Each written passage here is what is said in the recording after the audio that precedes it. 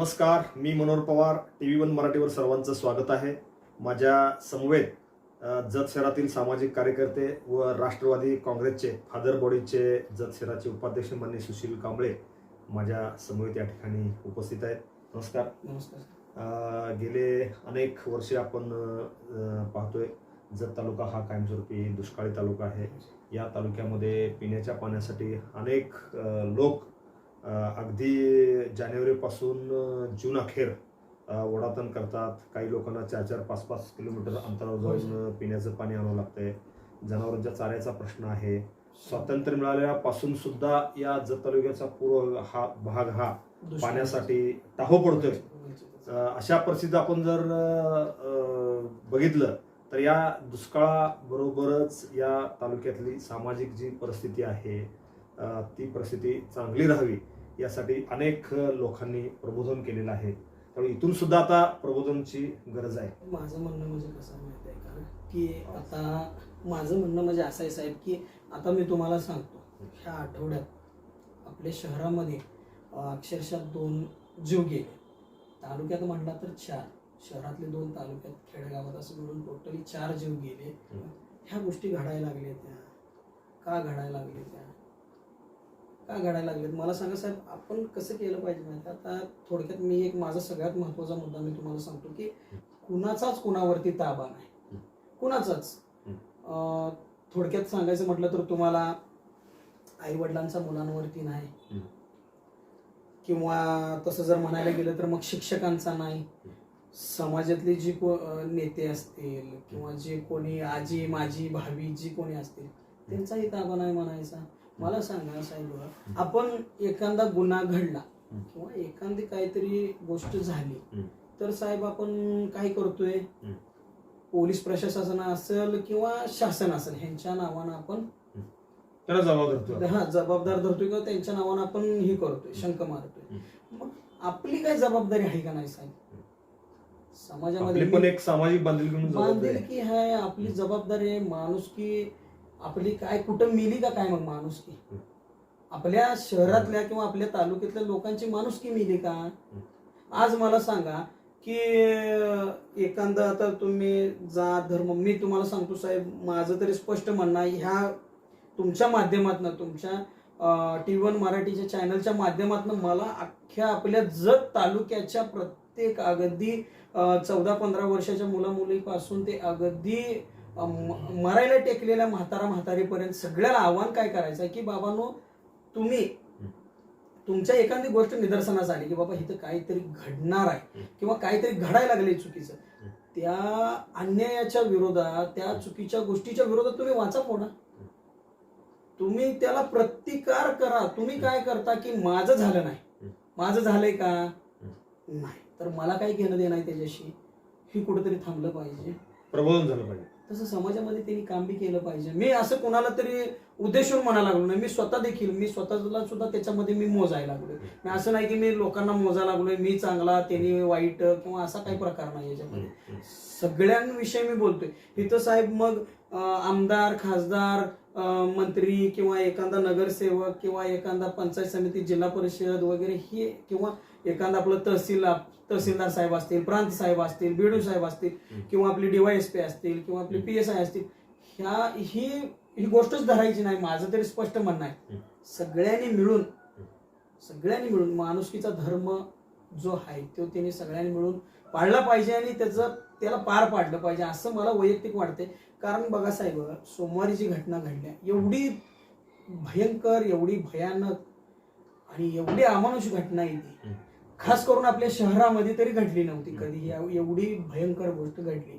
आज मला सांगा साहेब, एक तर पहिलाच तुम्ही म्हणल्याप्रमाणे आपला तालुका हा अत्यंत दुष्काळ आहे, अत्यंत दुष्काळ आहे. अगदी प्रत्येक गोष्टीसाठी लोकांना लढा द्यायला लागतोय, प्रत्येक गोष्टीला लढा द्यायला लागतोय लोकांना, पार पाण्यापासून ते पार त्यांच्या उदरनिर्वाहापर्यंत. त्याच्यातनं भागातली आपल्या खेड्यापाड्यातले लोक त्यांच्या मुलांना मुलींना कॉलेजला पाठवतात. मग मला सांगा, जर ह्या गोष्टी घडायला लागल्या तर मला काही लोकांचे फोन आले, त्यांचं म्हणणं असं आहे की आमच्या गावामध्ये मग आमची मुलं सेफ आहेत, तुमच्या शहरामध्ये तालुक्यात पाठवून काय फायदा आहे? लोकांमध्ये, पालकांमध्ये अक्षरशः भीतीचं वातावरण आहे. मला सांगा साहेब, मग एक शब्द बघा की बेटी बचाव बेटी पढाव, हा शब्द मग फक्त शब्दातच आहे का, किंवा तुम्ही फक्त एक बाबा त्याला एक घोषणा म्हणूनच तुम्ही देणार आहे का की बेटी बचाव त्यासाठी बेटी काय पढाओ? करायला पाहिजे असं वाटतं तुम्हाला? साहेब ह्याच्यासाठी काय केलं पाहिजे मी बरोबर. तुम्हाला सांगू का, की आपल्या घरापासून सुरुवात झाली पाहिजे साहेब. आज मी माझं सांगतो साहेब तुम्हाला काय, की आम्ही 3 भाऊ आहेत, आम्हाला बहीण नाही.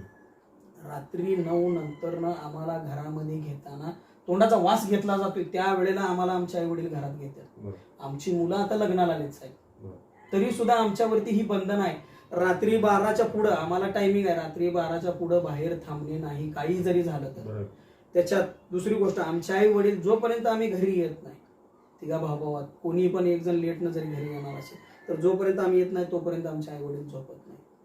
आम्हाला आमच्या आईबापांनी बंधनही ठेवलंय, आम्हाला आमच्या आईबापांनी फ्रीडम ही दिलंय. मग सुरुवात ही आपल्या घरातून झाली पाहिजे, प्रबोधन केलं पाहिजे. प्रबोधन केलं पाहिजे. कसं आहे साहेब की घरामधला जो मोठा असतोय मुलगा, तो त्याचा बाप जी करतोय ती तो करत असतो. घरामध्ये जो मोठा भाव असतोय तो लहान भाऊ जे असतोय ना, ते मोठ्या भावाचं बघून ती करत असतोय. मग कसं आहे माहिती आहे का, की आपल्या घरातली मोठी बहीण असेल, मोठी भाऊ असेल, आई बाप, काका काकू, मामा मामी, आजा आजी, ह्या लोकांनी प्रत्येक गोष्टीची त्यांना कल्पना दिली पाहिजे, त्यांना सांगितलं पाहिजे, त्यांची विचारपूस केलं पाहिजे, आणि ह्याचं रिलेशनही जपलं पाहिजे. हा, आणि रिलेशन तर जपणं महत्वाचंच आहे साहेब, पण ह्याच्यामध्ये चौकशी ही लय महत्वाची आहे, आणि सतर्कता जी आहे ती अत्यंत महत्वाची आहे. कसं आहे माहिती आहे का साहेब, आज माझी मुलगी कॉलेजला गेली कॉलेजला, मी नेऊन सोडून आलो. कॉलेजमध्ये तिनं काय करते मला माहिती आहे का साहेब, ती आल्यानंतर विचारणं माझं काम आहे की तू काय केलीस कॉलेजमध्ये जाऊन, काय नाही केलीस. आणि जर करता तुम्हाला एवढा आम्हाला आमच्या मुलांना चौकशी करायचा वेळ नाही आहे, ही नाही ती नाही, तर रात्री झोपताना तर तुम्हाला वेळ असतोय तुमच्याकडे, दिवसभर नसेल तर तुम्ही कुठं काम काबाड कष्ट करत चला किंवा ऑफिसला जातात चला, तर रात्री झोपताना इव्हन बाबा सकाळी उठल्यावरती तर वेळ असतोय. 5:30ला उठा तुम्ही, मुलांना सांगा तुम्ही, किंवा रात्री झोपताना सांगा. तुम्हाला वेळ नाही असं म्हणू शकत नाही. हे बघा, जर करता आपल्याला चांगलं जीवन, स्वावलंबी जीवन जगायचं असेल तर आपल्याला वेळ हा काढलाच पाहिजे, कुटुंबासाठी काढावा, आणि महत्वाचं, आणि आपल्या स्वतःच्या कुटुंबासाठी देणार आहे आपण वेळ. सुरुवात मला सांगा साहेब, जर करता प्रत्येक घरच्या म्होरक्यानं जर ह्या पद्धतीनं सतर्कता बाळगली, ह्या पद्धतीनं जर करता नियम अटी लागू केले आपल्या आपल्या घरामध्ये, तर कुठेही गुन्हा घडणार नाही साहेब. कसं होतंय माहिती आहे का, आपण आपल्या मुलांवरती आपला ताबा ठेवला पाहिजे. असं मला वाटतं. शांतता येणार, 100% शांतता नांदणार साहेब, 100% नांदणार. कुणालाही त्रास होणार नाही. आज उठून मी एखादा बाबा दंगल झाल्या, मी जाणार आणि पोलिसांच्या नावानं वरडणार तिथं, किंवा एखादा बाबा काहीतरी झालं तर मी जाणार तहसील ऑफिसला, प्रांत ऑफिसला, बीडीओ ऑफिसला. ह्यात काय अर्थ आहे? शेवटी आपणच शांतता राखण्यासाठी. काय अर्थ आहे मला सांगा साहेब, त्यांनी त्यांच्या ऑफिसमध्ये असते, त्यांना ज्या वेळेला समजणार आहे त्यावेळेला त्या घटनास्थळी त्यांनी जाऊन त्यांनी 100% त्यांना जी काय करता येते ती करणारच आहे. आज मी माझ्या आंबेडकर नगरमध्ये 100% मी सतर्कता बाळगतोय. 100% तुम्ही कुठल्याही आमच्यातल्या पोरांना विचारावा, रात्री ज्या वेळेला मला पोरं उशीरनं दिसली का उभा राहिला रे, किंवा रात्री दंगा कुठं आवाज आला मला दंग्याचा तर का दंगा करायला लागला रे, किंवा कुठं आणि काय घडत असेल तर मी 100% पोरांना वरडतोय, विचारतोय आणि त्यांना समज देतोय.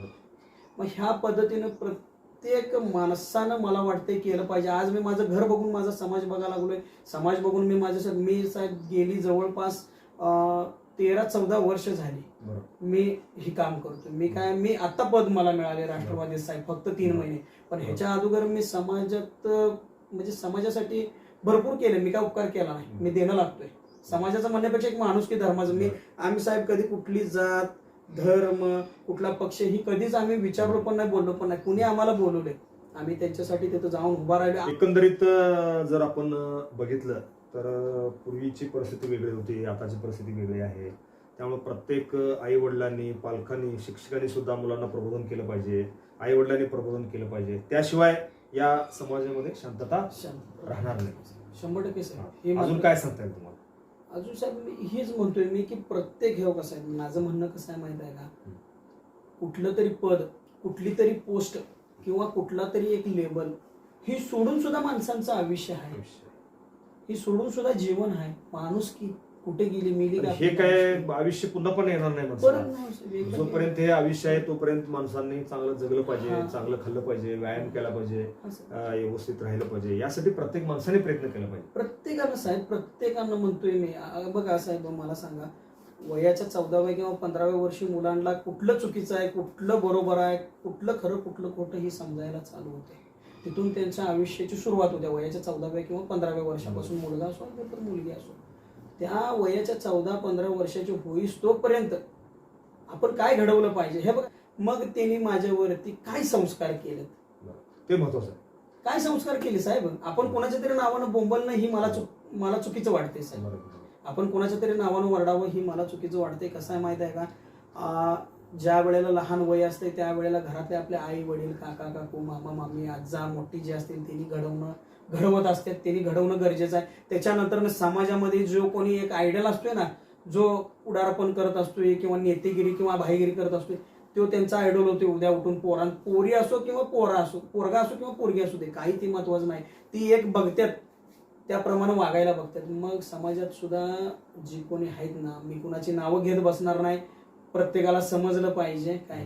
तुम्ही हे का सांगू शकत नाही, चांगलं शिक्षण घ्या, चांगलं पोटाला खावा, दिवसातून 1 तास तुमच्या शरीरासाठी द्या, तुमच्या अंगामध्ये ताकद बळ बनवा, वाचन करा.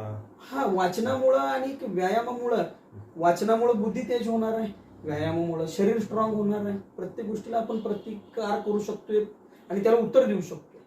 मग ह्या गोष्टी घडना झाल्यात साहेब आपल्या तालुक्यात. आपल्या तालुक्यात उलट झालंय. ही आता तरी सध्याला मला वाटते साहेब, ह्या आतापासूनच तर मला वाटते अत्यंत महत्वाचं आहे बघा साहेब. कारण भविष्यात कसली दिवस येणार आहेत आपल्या इथे ह्याची मला काय वाटत नाही की काय गॅरंटी येईल काय नाही. आज कुणावरती विश्वास ठेवला पाहिजे आणि म्हणजे काय विचार केला पाहिजे, कुणावर कुठलीही वेळ येऊ शकते. मग ह्याच्यामध्ये माझं तर सरळ स्पष्ट म्हणणं आहे बघा साहेब, सुरुवात ही प्रत्येक पालकानं आपल्या घरापासून केली पाहिजे. पालक तक्रार करतात की आमचा मुलगा असा करतोय, आमचा मुलगा तसा करतोय. अहो, तुमचा मुलगा आहे तो, तुम्ही त्याला समज द्या, तुम्ही त्याला त्या मार्गानं आणा. की हो, तुम्ही आणू शकत नाही, तुम्ही जन्माला घातलंय त्याला. चळवळीची लोक भरपूर आहेत. तुम्ही तुमच्या माध्यमातून आमच्यापर्यंत येऊ दे माहिती. आम्ही 100% तिथं ती हे का म्हणजे 100% आमचं जेवढं काय आम्हाला करता येते तेवढं आम्ही करणार मदत, आणि जेवढं होईल तेवढं आम्ही थोडंसं विषय संपवायला बघणार. माझं स्पष्ट म्हणणं आहे साहेब की प्रत्येक कॉलेजेस असतील, शाळा असतील, कसं आहे माहिती आहे का साहेब, मुलं शिक्षकांचा ह्याच्यामध्ये सिंहाचा वाटा आहे साहेब. का सिंहाचा वाटा म्हणतो साहेब, कसं आहे माहिती आहे, अगदी पहिलीला शाळेपासून ते पूर्ण तो जोपर्यंत शिकणार आहे तोपर्यंत शिक्षकांच्या आणि शिक्षिकेच्या हातामध्ये असतो. त्यांनी सुद्धा काय पद्धतीने घडवलं पाहिजे मुलांना किंवा काय सांगितलं पाहिजे हे देखील महत्वाचं आहे साहेब. आणि माझं काय म्हणणं, प्रत्येक शाळा कॉलेजेस मध्ये का नाही काय केलं पाहिजे की बाबा एखादं प्रबोधन कार्यक्रम निदान 2 ते 3 महिन्यामधून घेतलाच पाहिजे. आणि त्याच्यामध्ये काय कसं असते साहेब, काही मुली खुलून सांगत नाही, झाकून ठेवतात. त्यांच्यावर होणारा अन्याय अत्याचार आहे ना तो झाकून ठेवतात. तसंच मुलं सुद्धा काही उघड सांगत नाहीत, सहन करून घेतात, ग बसतात. थांबतील जर ही गोष्ट म्हणजे ह्या पद्धतीनं जर मार्गाला लागल्या सगळ्या गोष्टी, तर हे सगळं थांबत साहेब. आणि आपलं जत तालुका जो सुजलाम सुफलाम आणि अगदी म्हणजे चांगल्या पद्धतीचा आणि शांत आणि काय म्हणतात ते अगदी म्हणजे प्रगतशील होईल असं मला वाटतं. यासाठी प्रबोधन होण्याची गरज आहे. भरपूर साहेब, भरपूर प्रबोधन करण्याची गरज आहे. सुरुवात ही त्यांच्या आई वडिलांनी केली पाहिजे. शिक्षकांनी प्रबोधनाची कार्यक्रम घेतली पाहिजेत. शिक्षकांना, त्यांच्या आई वडिलांना जिथं त्रास होईल तिथं आमच्यासारख्या लोक, माझ्यासारखी भरपूर आहेत साहेब, मी एकटा नाही आहे, माझ्यासारखी भरपूर आहेत, त्यांना तुम्ही बोलवा, सांगा. कसं आहे, प्रत्येकाने आमच्यासारखं थोडंसं दक्षता घेतली पाहिजे, सतर्कता घेतली पाहिजे. ओके, धन्यवाद. हे होते माझ्या समवेत जत शहर राष्ट्रवादी फादर प्रौढीचे उपाध्यक्ष माननीय सुशील कांबळे. अतिशय चांगल्या पद्धतीने गेले 20 मिनिटं त्यांनी या ठिकाणी प्रबोधन केलेलं आहे. जत तालुका व शहरातील या मुलींना असो किंवा पालकांनी कशा पद्धतीनं प्रबोधन केलं पाहिजे, शिक्षकांनी कशा पद्धतीनं प्रबोधन करून हा तालुका पुन्हा एकदा समृद्ध कसा केला पाहिजे याची माहिती या ठिकाणी त्यांनी दिलेली आहे. धन्यवाद. Press the bell icon on the video and never miss another update.